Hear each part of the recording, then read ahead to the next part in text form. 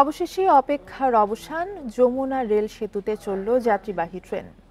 সকালে রাজশাহী থেকে ঢাকার উদ্দেশ্যে ছেড়ে আসা সিল্ক সিটি দিয়ে শুরু বাণিজ্যিক কার্যক্রম। প্রাথমিকভাবে এক লেন দিয়ে চলাচল করলেও 18 মার্চ আনুষ্ঠানিক উদ্বোধনের পর 2 লেনেই চলবে ট্রেন। যমুনার উপর ডাবল ট্র্যাক ডুয়েল গেজের এই রেল সেতু নির্মাণ শুরু হয় 2020 সালের 3 মার্চ। কাজ শেষ হয় 2024 সালের ডিসেম্বরে। বুধবার শুরু হলো যাত্রীবাহী ট্রেন চলাচল। বেলা 11টার দিকে এই সেতু অতিক্রম করে সিল্ক সিটি এক্সপ্রেস।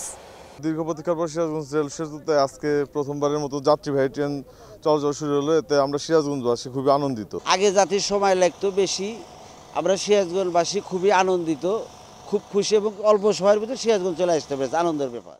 শুরুতে আপলাইনেই চলবে 2 পারের ট্রেন। অন্যদিকে আগের সেতু দিয়ে রাজশাহী থেকে ঢাকাগামী বনলতা এক্সপ্রেসে ছিল শেষ ট্রেন। নতুন এই সেতু দিয়ে চলাচল শুরুতে খুশি নির্মাণ সংশ্লিষ্টরা। এখানে কাজ করতে পেরে এবং সাকসেসফুলি কাজটা শেষ হয়েছে এবং আজকে ট্রেন চলাচলও শুরু করলো বাণিজ্যিকভাবে। তো আমরা অনেক খুশি, অনেক আনন্দিত। কাজের এই সফলতাটা আজকে দেখলাম যে যাত্রীবাহী ট্রেন আমাদের সামনে দিয়ে গেল, এতে আমাদের আসলে অনেক ভালো লাগছে। যাত্রীবাহী ট্রেন চলাচলের মাধ্যমে যমুনা রেল সেতুর বাণিজ্যিক কার্যক্রমও শুরু। 2 লেনেই চলাচল শুরু হচ্ছে 18 মার্চ আনুষ্ঠানিক উদ্বোধনের পর। এই ব্রিজের উপর দিয়ে যাত্রীবাহী ট্রেন সেটা চলাচল শুরু করলো এবং এখন থেকে প্রত্যেকটা ট্রেনে এই ব্রিজের উপর দিয়ে, এই আপলাইনের উপর দিয়ে যাওয়া আসা করবে। কারণ যে পূর্বের যে ব্রিজটা ছিল সেটা বর্তমানে বন্ধ থাকবে এবং ওখানের যে লাইনটা সেটা শিফটিং শুরু করবে। 4.8 কিলোমিটারের এই সেতু নির্মাণে খরচ 16,780 কোটি টাকা।